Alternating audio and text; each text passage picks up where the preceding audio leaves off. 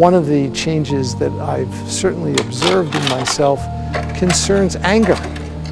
I used to be someone who often had some temper during work, and I was very intolerant of people making mistakes, and so I think I was quite unpleasant to be around in those early years of my career.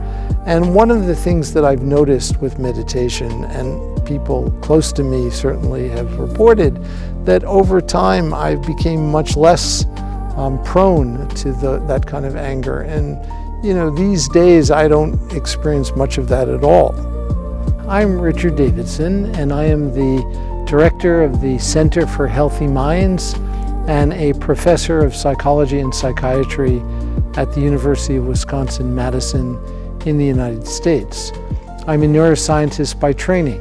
Often people think that they have a certain level of well-being or ill-being, and that's just who they are going to be for the rest of their lives.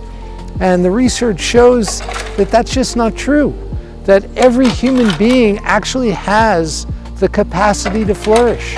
We all can nurture our well-being. Well-being is a term that we use to refer to a group of skills that are important for humans to flourish. Happiness is important, but it's not the same thing as well-being. So, for example, if a tragedy happens, if we experience a loss of a loved one, it would be really inappropriate to be happy. We can be sad, which is the appropriate emotion to experience in response to a loss, but that doesn't mean we don't have high levels of well-being. So we can have high levels of well-being and still be sad. So this is why we prefer not to anchor this with happiness. Happiness is important, but it really misses some essential points if we just focus on happiness. So every person has a different level of well-being.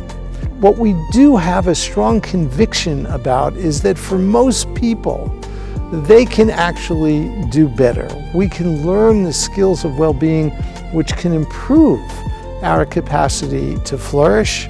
And these are skills which virtually any person can learn.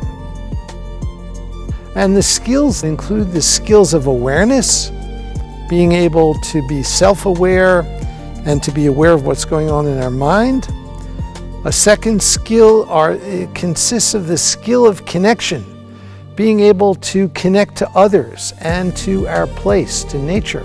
The third skill is one that we call insight, which is insight into the narrative that we have about ourselves, this entity that we think of as me or I. And finally, the last skill is about purpose, finding our true sense of direction in life. And here what's important is not so much finding something purposeful to do, but how can we find meaning and purpose even in the simple, everyday activities of our daily life.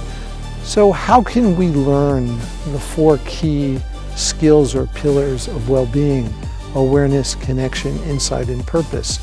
One way, a very easy way to learn these skills is with very simple secular meditation practices that you can sprinkle through your day. This does not require that you be in a special location or any special posture. You can be doing this anytime, anywhere. And you just need to do this a few minutes a day to intentionally harness the power of your own mind. And you can think of these as mental exercises. Just like we have physical exercise, which can strengthen your muscles and improve your heart, there are mental exercises which can improve your mind and your brain. And by doing these intentional mental exercises in each of these four areas: awareness, connection, insight, and purpose, we can learn to flourish. For example, it may be that simply offering people some strategy to help them improve their well-being is enough to improve their well-being. They don't have to meditate. They can just be reading books and going to talks about well-being. Well, it turns out that that's not enough. We've proved that using rigorous methods. So I am a scientist, and as a scientist, when I do experiments, I have rigorous ways of controlling the factors which may be influencing the outcomes of a scientific experiment.